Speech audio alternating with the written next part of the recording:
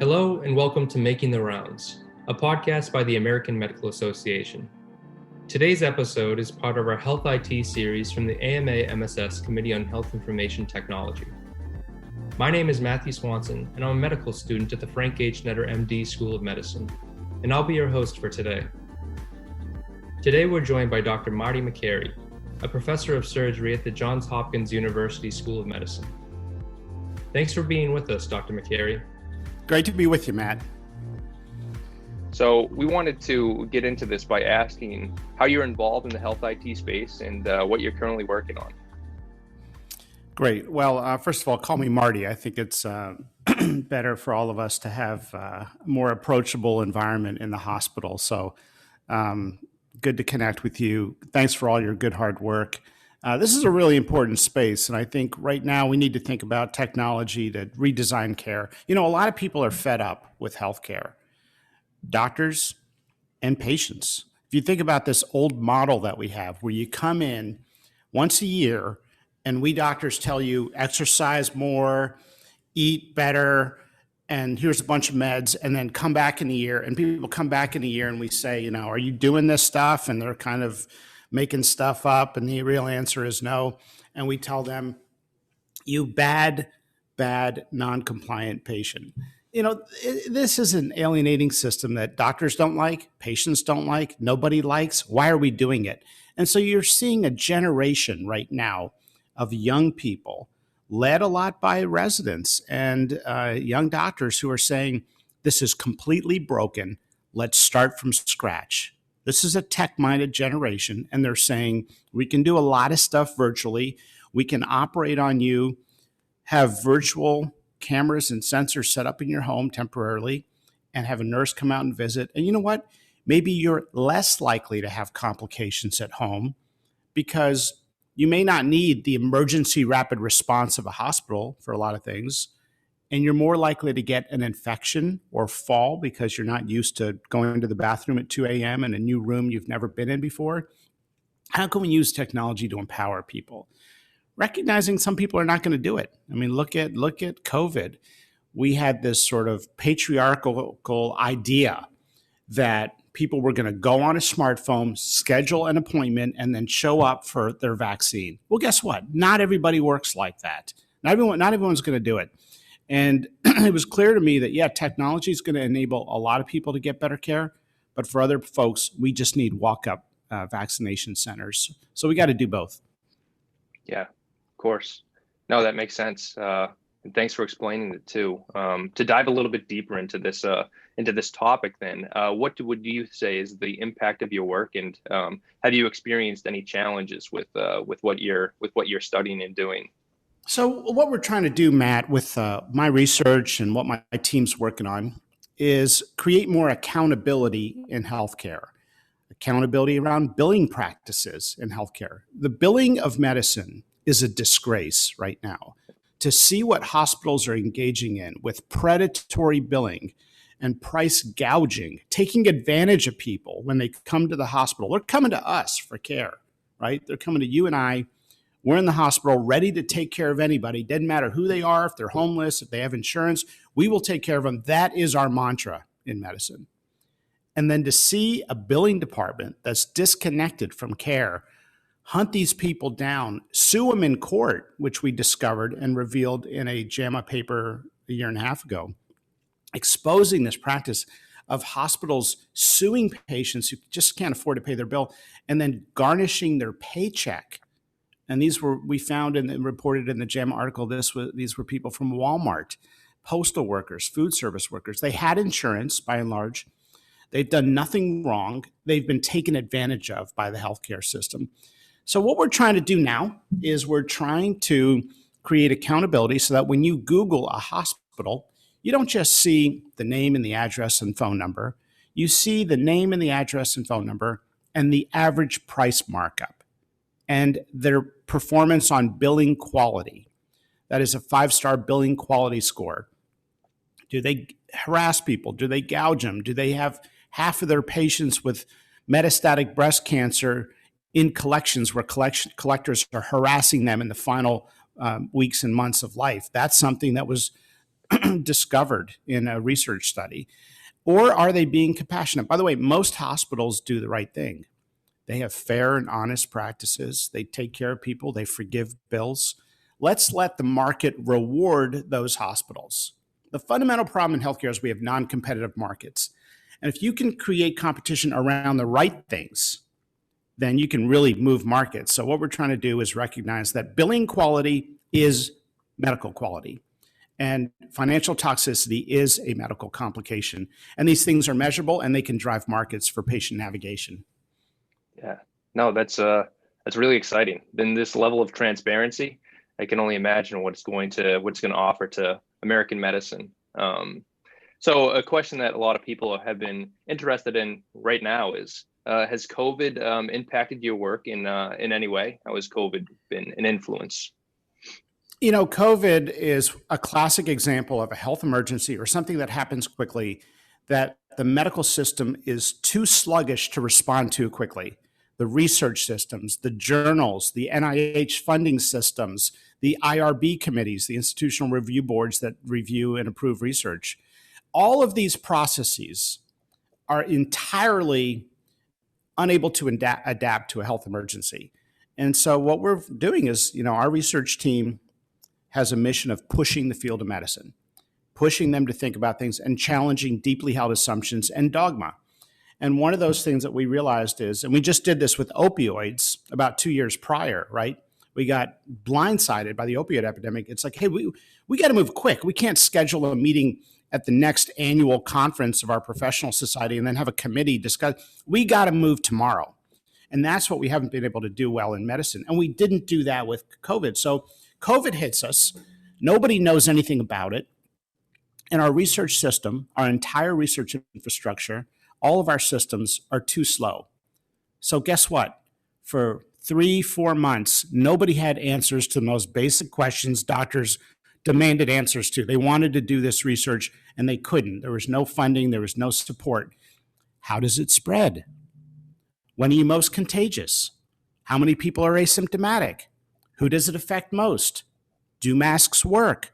None of those questions were answered. So you had a vacuum of knowledge. It was an embarrassment to the medical profession. And we were still funding research on 5-year grant projects on, Mexican hairless dogs at the NIH.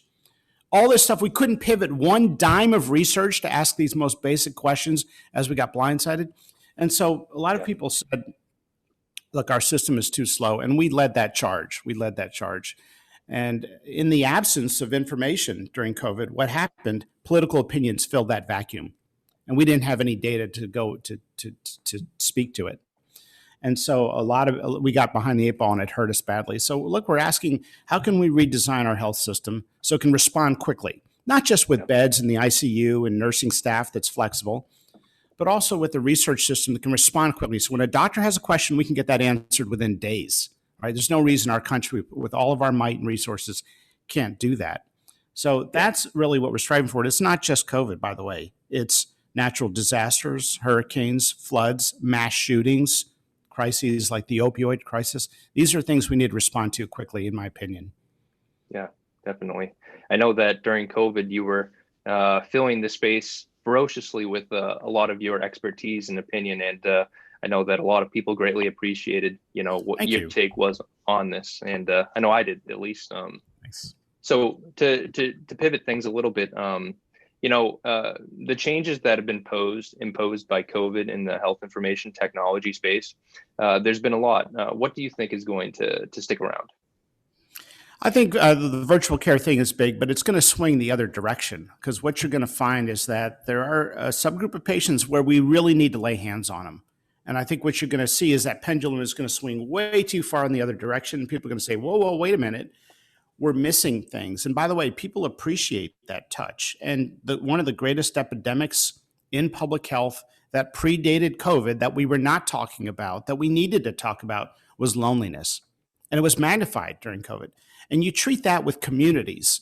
And when people come in and see their doctor, as you notice in the hospital, sometimes that's the only contact with and the external world that some people have. We've learned that with domestic violence, right? This is the one window we may have to help people who are victims of domestic violence. They may have no other contact outside of their household. So this is something that I think we're going to realize there's a big role for technology, but at the same time, people appreciate having a human touch with a hand on their shoulder. And we can sometimes learn more from watching somebody. One thing I wish I would have learned in med school, instead of all the Krebs cycle and urea cycle crap that they shove down your brain, for over and over again. You can memorize all this useless crap. Yeah. And instead, I wish I would have just been taught some basic things like how to deal with uncertainty when you have test results that are not clear, or how to break bad news, or how to deal with controversy in the research field. And one thing I've learned in learning how to break bad news is you kind of want to read somebody, right? You want to figure out, how do they want this broken to them? Do they want doc, just hit it to me straight? Do they want the science? Do they not want the science? These are things sometimes that we're going to lose with the swing towards virtual care. Yeah.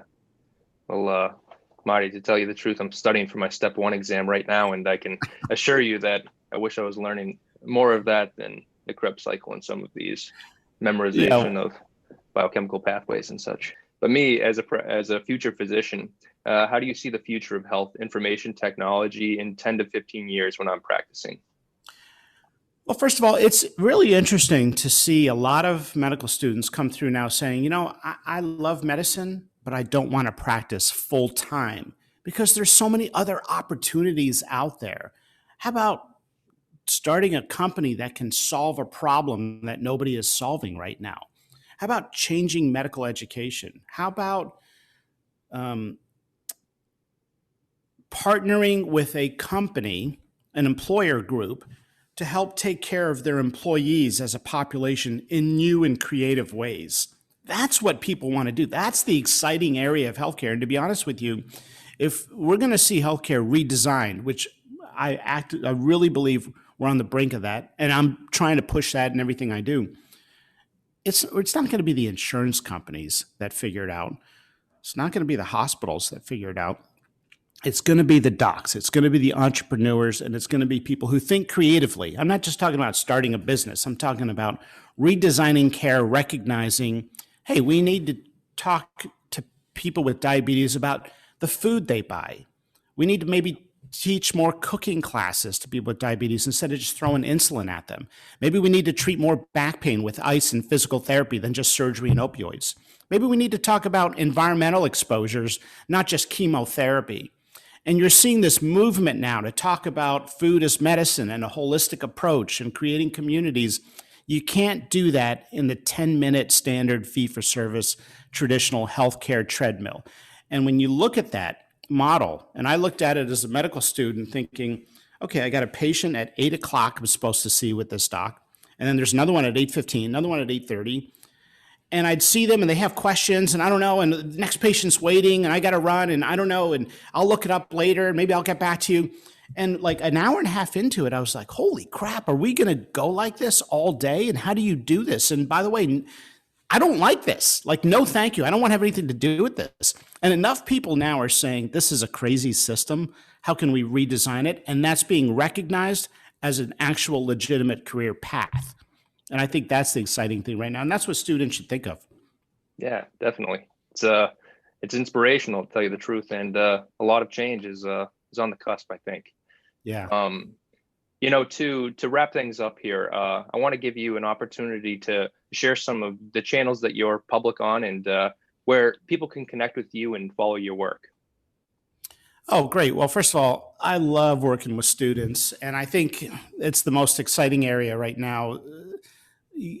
This current student generation is a generation where social justice is a generational value. And that's what's going to fix healthcare. And so I love the students I work with.